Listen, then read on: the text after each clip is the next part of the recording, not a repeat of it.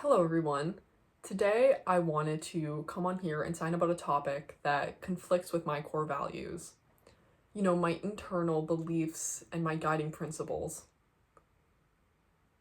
So, as you know, when I see division in the community, I want to uplift everyone and unite them. Instead of arguing, we could have a sit down and civil discussion. When we attack one person, we should really be diverting that attack towards the system that's oppressing us. This topic is censure. It's when something is clearly noticeably not appropriate and we should make amends that behavior can stop. It's connected to online shaming. Really, online shaming has been around for many years, and it has many instances of happening ever since the internet first popped up.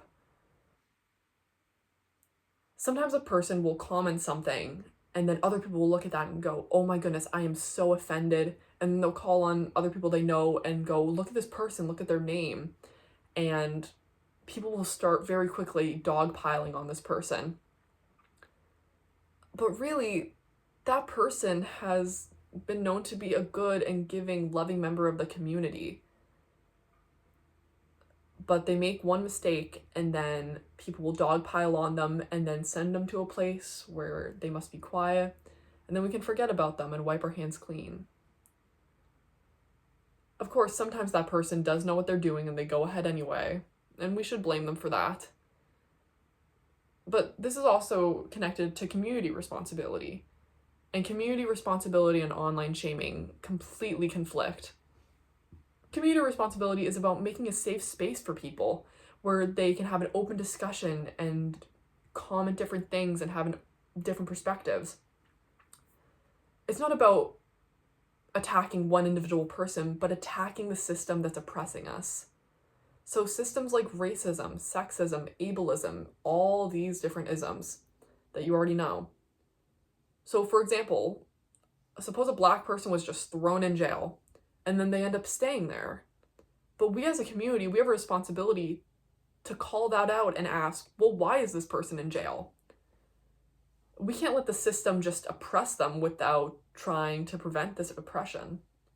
Because we know that federally, we have a due process clause that gives this person the right to defend themselves. They have a right to do that. So sometimes the person will defend themselves and then will realize you are definitely guilty and they will go to prison. But other times, sometimes someone's just running, trying to catch a friend, and the police catch them and throw them in jail. But that's not right. They're guilty. It was the cop completely misunderstanding. So it's important we give them the right to defend themselves. That reminds me of a woman named Judy Goff and her situation. She made a comment that was immediately shut down. And some people saw that and criticized her for it. Judy had already apologized, though, but the online shaming continued. People were berating her, really. And this is connected to community responsibility. Because Judy does have a right to defend herself. She recognizes that she made a mistake.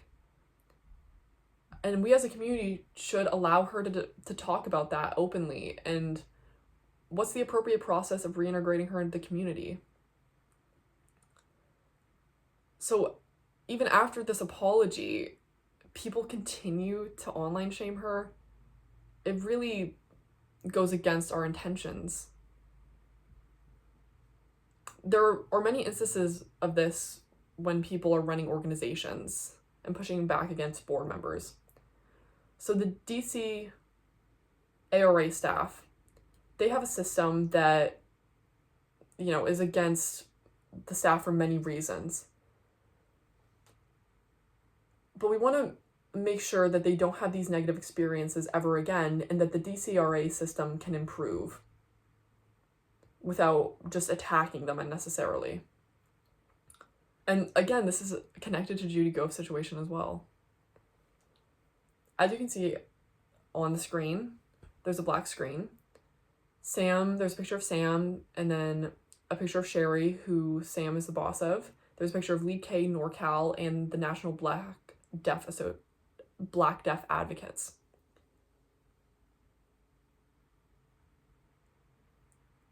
Sam and Sherry continue to divide the community. They are unable to have a civil discussion. They're against many people who are a bit defensive to Lead K. Sam has made many comments about white people, seemingly attacking them, and Sherry knew all along. This whole situation must stop. That stopping could look like community responsibility, where we call out Sam and say, you're the leader of NordCal, you're the leader of Lead K, and this language is not acceptable. It must come to a stop. Or we could also bring in a mediator, someone friendly who can lead the civil discussion, and that could serve as an example to everyone. In that case, Sam would recognize his behavior and realize, okay, I'll step back and realize that's Lead K's problem, not really mine. But the continuation of this behavior has to come to an end. Last fall in October, Lead K invited me to MC, and I was very excited to do so. As the weeks went by, I noticed that this one person was also planning on going. It was a monster ball, like a Halloween party. It was actually a fundraiser in support of Lead K. And this one person, I had a history of discussing many different things with, like their racism and sexism and different isms, and they'd brushed me off in the past, but I said, please, this time, all you and your constituents, please humble yourselves and show up to this ball as a good example of your improvement, and then we can all have pride in this event. But once again, they brushed me off despite my efforts, and I even tried to video call them, and they just shut me down. So I went to Lead K and I said, I'm sorry, but I don't feel comfortable going if all these different people are going too. I don't think it's a good example for Lead K, because this person really conflicts with my core values and has created a lot of division in the community. And division without trying to become more healthy and create good connections. Oh my goodness, Sherry was very upset with me.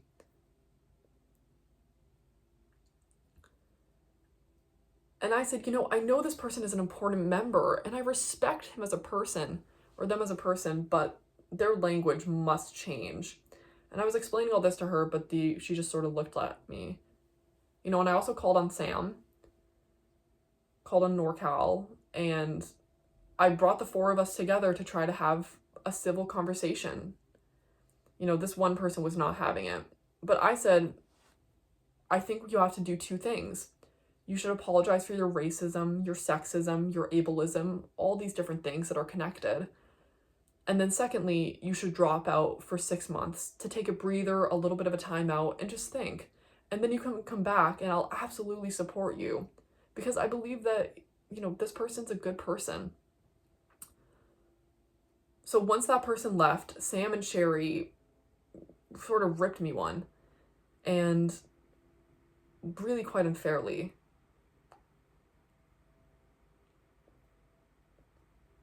Because all these different people, my name isn't protected against all these different white people who have said these things.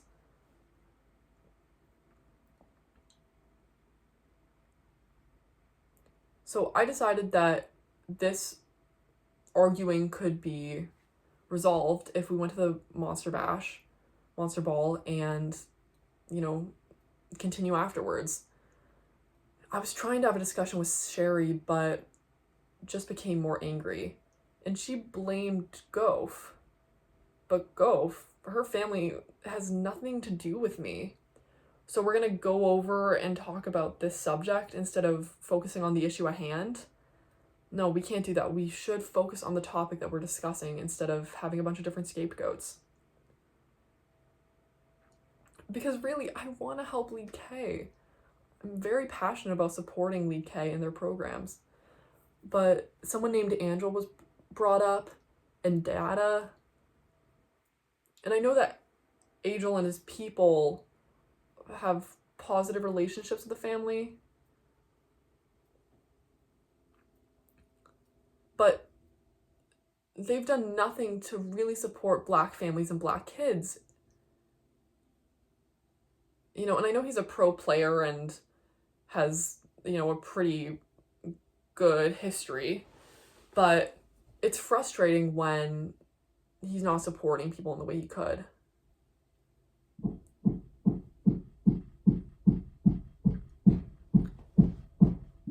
So I wanted to bring together Lead K and the NBDA and discuss how we could support Black families and their kids. Maybe create a list of different ideas and goals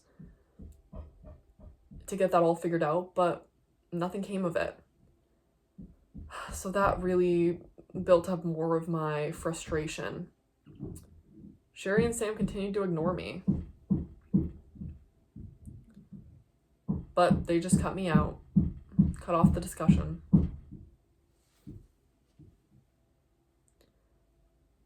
At this moment, I thought it was wise to leave that situation be.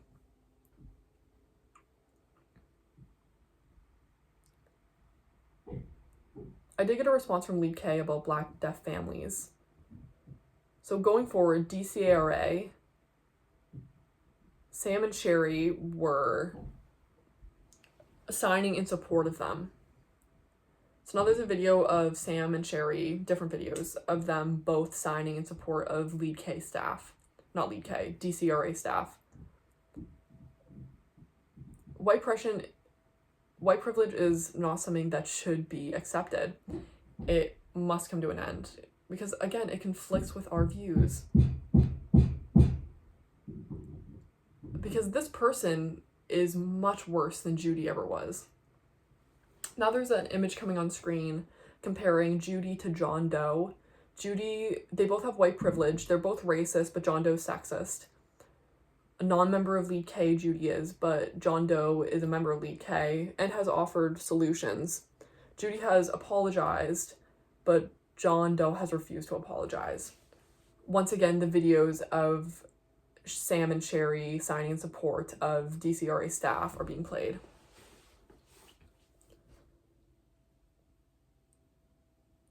Sherry has criticized me for continuing to work with this person because of his big ego and his inappropriate messaging and all of his comments about issues including abortion. But Sam himself has made comments, racist comments, about white people. Once again, it's important to create a safe space where we can all discuss without calling out each other. Sam discussed concerns about my name because of me being Black and many different white people. But I decided to focus on myself, focus on the issues that do concern me. So for final words, I will request two things. First of all, apologize to Judy for calling her a hypocrite and also asking her to step down because really we can work together to find to improve the community. Or I suggest that the two of you step down from your positions.